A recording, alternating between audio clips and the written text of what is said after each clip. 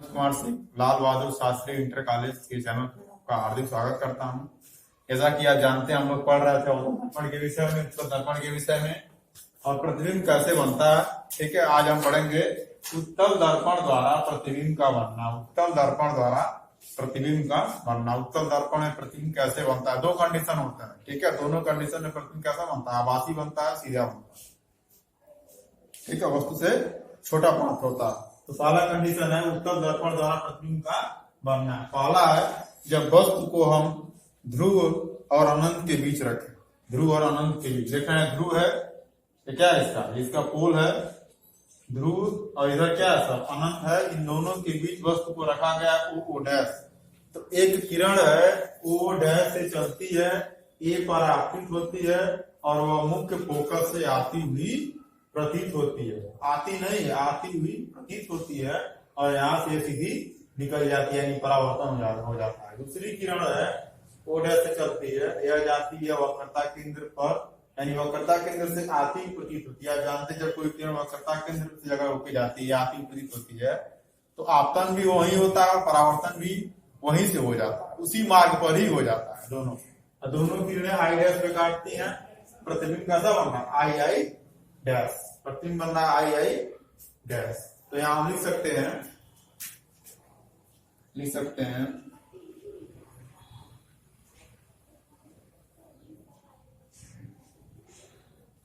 प्रतिबिंब का आकार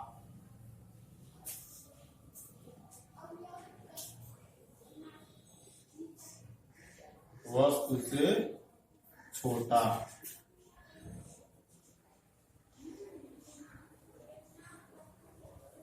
प्रतिबिंब की प्रकृति क्या है, आभासी। आभासी, ठीक है, सीधा। ठीक है, आभासी, प्रतिबिंब की प्रकृति आभासी, सीधा और आकार है वस्तु से छोटा प्राप्त होता है। तो पहला कंडीशन क्या है कि जब वस्तु को अनंत और ध्रुव के बीच रखा जाता है उत्तल दर्पण के सामने, तो उसका प्रतिबिंब फोकस और ध्रुव के बीच प्राप्त होता है। फोकस और ध्रुव के बीच स्थिति लिख सकते हैं, प्रतिबिंब की स्थिति। प्रतिबिंब की स्थिति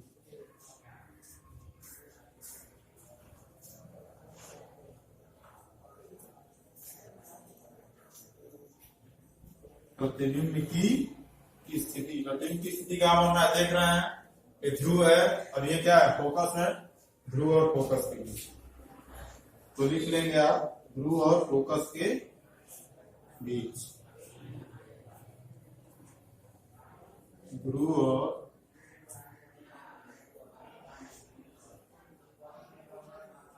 फोकस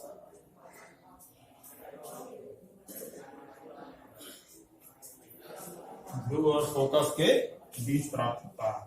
आभासी बनता है, सीधा बनता है, वस्तु से छोटा बनता है। दोनों कंडीशन में प्रतिबिंब कैसा बनता है उत्तल दर्पण के द्वारा, आभासी बनता है।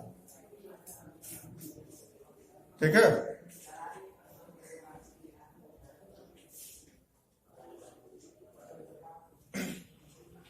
अब पढ़ेंगे हम गोलीय दर्पण में दूरियां नापने की चिन्ह परिपाटी। ठीक है, गोली दर्पणों में दूरियां नापने की चिन्ह परिपाटी, sign convention for measuring distance in spherical mirror. इसको आप बना लीजिएगा डायग्राम को।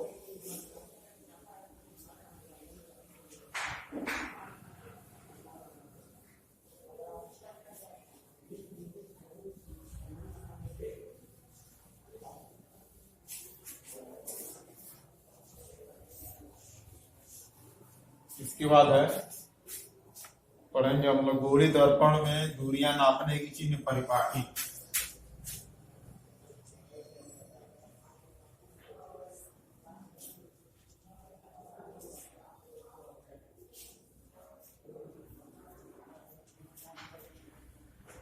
दूरियां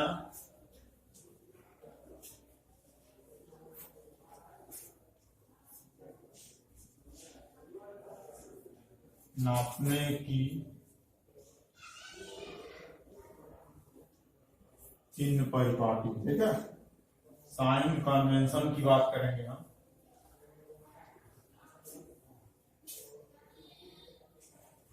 तो पहला पॉइंट है ये, प्रकाश किरणें सदैव बाईं ओर से आपतित की जाती हैं। पहला क्या है?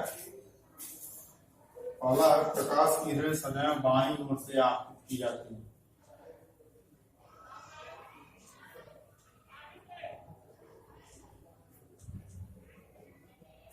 प्रकाश किरणें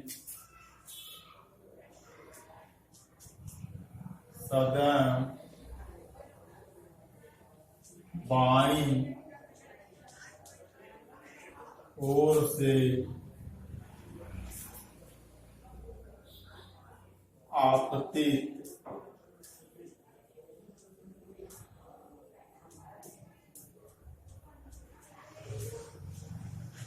की जाती है। प्रकाश किरणें सदैव बाईं ओर से आपतित की जाती है, यानी दर्पण अगर ऐसे रखा गया है, इसे मान लीजिए यहाँ पर दर्पण है, अगर उत्तल दर्पण है, ठीक है, तो वस्तु को कहाँ रखेंगे हम? इसके बाएं साइड में, यहाँ पर रखेंगे। ठीक है, लेफ्ट साइड। हमेशा वस्तु को दर्पण के बाईं ओर रखा जाता है और बाईं ओर से प्रकाश की किरणें दर्पण पर क्या होती हैं? आपतित होती हैं। दूसरा पॉइंट है, गोली दर्पण में प्रत्येक दूरी उसके ध्रुव से नापी जाती है। ठीक है, गोली दर्पण में प्रत्येक दूरी उसके ध्रुव से नापी जाती है। गोलीय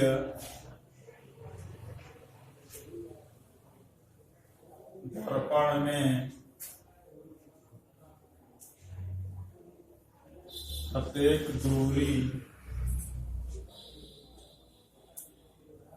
उसके ध्रुव से नापी जाती है। ये दर्पण है, मान लीजिए अवतल दर्पण है, यहाँ ध्रुव है, यहाँ क्या फोकस है, यहाँ वक्रता केंद्र है। तो दूरी कहाँ से लेंगे? इस पॉइंट से लेंगे, यहीं से लेंगे। कोई भी दूरी आप नापेंगे, या दर्पण की बाईं तरफ ले रहे हैं या दर्पण के दाईं तरफ लिया जा रहा है, सभी दूरियों को हम दर्पण के ध्रुव से मापेंगे, दर्पण के ध्रुव से मापते हैं। ठीक है, और पॉइंट है, जैसे डायग्राम बना लिया जाए,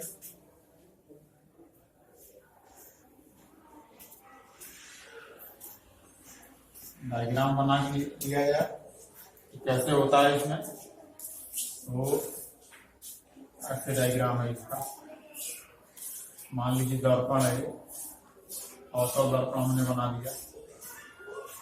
ठीक है, तो अवतल दर्पण के बाईं तरफ की दूरियां ध्रुव से लेंगे हम, या मुख्य बिंदु का लीजिए इसको, आपतित प्रकाश की दिशा में लेंगे दूरी, या आपतित प्रकाश की दिशा, आपतित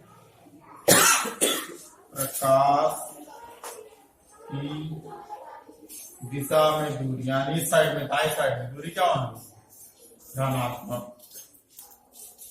आपतित की प्रकाश की दिशा में दूरी हमेशा क्या धनात्मक लेंगे, और आपतित प्रकाश के अपोजिट साइड में, यानी इधर लेंगे, बाएं साइड में क्या लेंगे?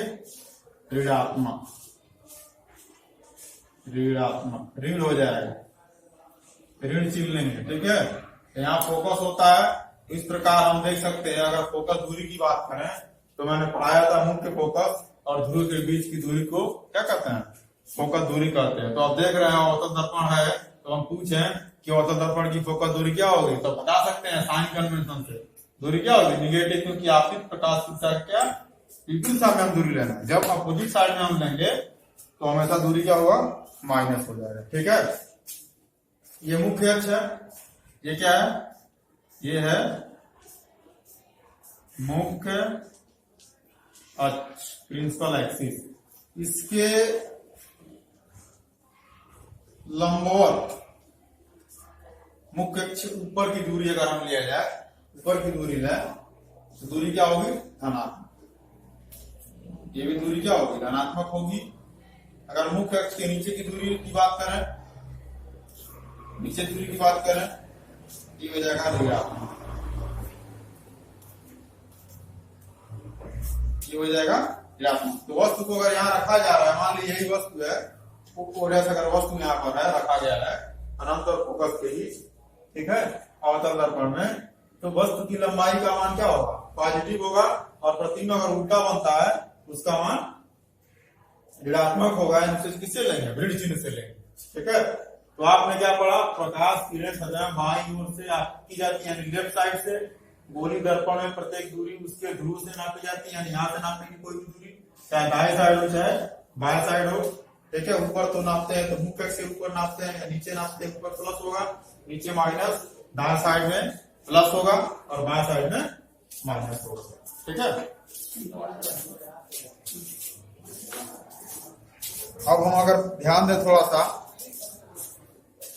गोली दर्पण में वस्तु से ध्रुव से वस्तु की दूरी अगर u लिखा गया है, मान लीजिए u है, तो u का मतलब ये हुआ कि गोली दर्पण के ध्रुव से वस्तु की दूरी है, u का। थोड़ा सा हम लोग लिख लें कि क्या होता है।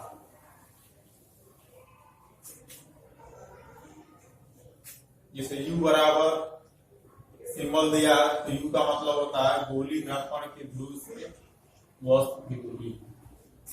गोली दर्पण के ध्रुव से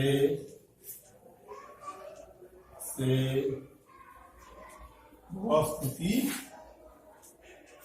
दूरी ही बराबर है गोली दर्पण के ध्रुव से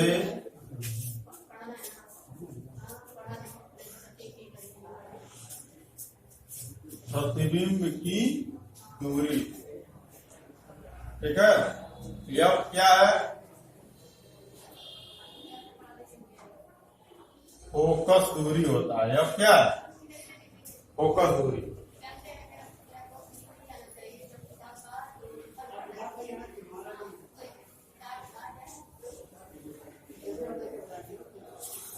और भी है, वक्रता त्रिज्या को आप कैपिटल आर से स्मॉल आर से ले सकते हैं, ठीक है। आगे हम पढ़ेंगे गोली दर्पण की फोकस दूरी का सूत्र, ठीक है। गोली दर्पण की फोकस दूरी का सूत्र, तो अगले वीडियो में हम पढ़ेंगे गोली दर्पण की फोकस दूरी का सूत्र याद करना, 1/f = 1/v + 1/। तब तक के लिए धन्यवाद।